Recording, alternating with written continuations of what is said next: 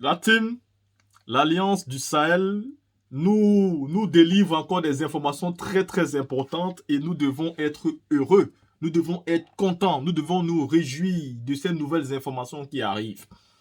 Ce sont des choses dont nous avons rêvé, qui sont en train de se réaliser.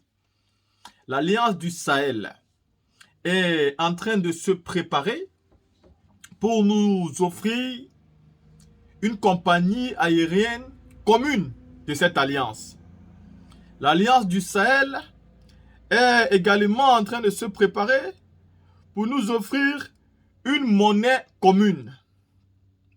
Bien évidemment, l'Alliance du Sahel est en train de se préparer actuellement pour avoir, c'est-à-dire des échanges communs, des discussions communes, c'est-à-dire aujourd'hui, vous pouvez vous réjouir parce que ce que nous avons toujours demandé depuis la nuit des temps est en train de se réaliser sous nos yeux.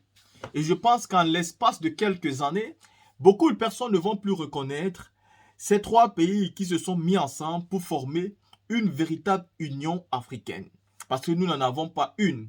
Tous ces États, toutes ces unions africaines qu'on dit là, c'est n'importe quoi. Je dis bien, c'est n'importe quoi.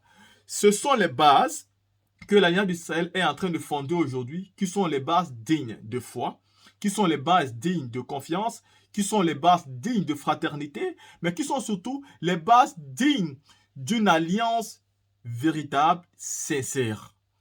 Aujourd'hui, l'Alliance du Sahel est en train de nous prouver en si peu de temps qu'ils sont déjà en train de gagner des batailles tout seuls. Avec un partenaire stratégique qui, lui, ne les empêche pas de choisir les armes qu'ils ont besoin et qu'ils sont capables de s'offrir. Qui ne leur dit pas qu'avec l'argent que vous avez, vous pouvez acheter ça et vous ne pouvez pas acheter ça.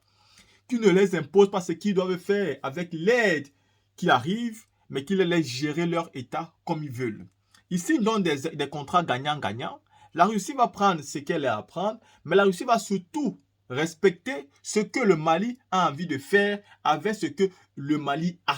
Mais pareil pour le Niger et pareil pour le Burkina Faso.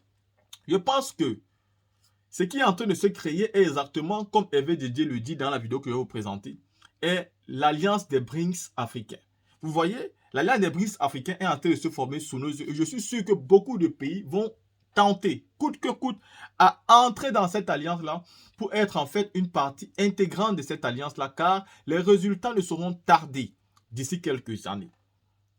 Vous savez, tout ce qui est bien fait prospère.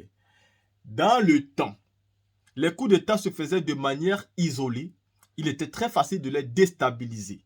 Imaginez-vous si vous avez un coup d'État seulement au Burkina et que le Mali, il n'y a pas de coup d'État, et encore moins au Niger. C'est donc facile de déstabiliser le Burkina.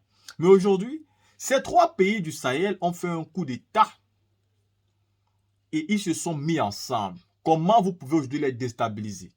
Ils iront donc aux élections quand ils auront choisi la date. Ils se présenteront donc comme candidats s'ils le veulent et s'ils le souhaitent. Et ils décideront donc, comme beaucoup de pays ont déjà fait, de changer les constitutions si le référendum l'approuve. Aujourd'hui, la France ne peut plus donner des injonctions à ces trois pays. La CEDEAO, quand bien même ces pays doivent respecter les tests de la CEDEAO doit aussi respecter les tests de ces pays. Aujourd'hui, il n'y aura plus de chantage et nous ne pouvons que dire merci. La team, je ne suis pas le seul à être fier de ce qui se passe dans l'Alliance du Sahel. Hervé Didier a fait une vidéo que je vous propose ici.